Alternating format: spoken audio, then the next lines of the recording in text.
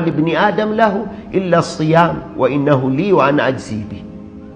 Hii ni mfano tu wa ibada, na hiyo ibada siku ya kiyama lisaiha radhiya.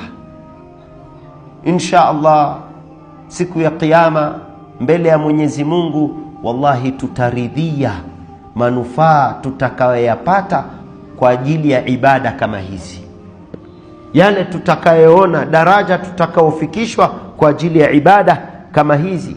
Kisha Allah akasema fi jannatin aliyah, waja hao wema watakuwa katika janna ambalo kwamba litakuwa juu na moto wa jahannam chini. Na janna tayari ipo, Mwenyezi Mungu ameiumba, tayari ipo.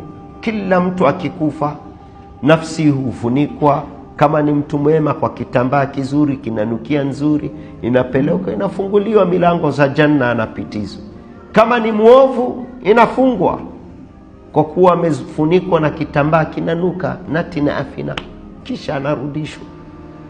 Kwa hivyo janna tayari ipo, na janna fauqa as-samawati sab'i, iko juu ya mbingu ngapi?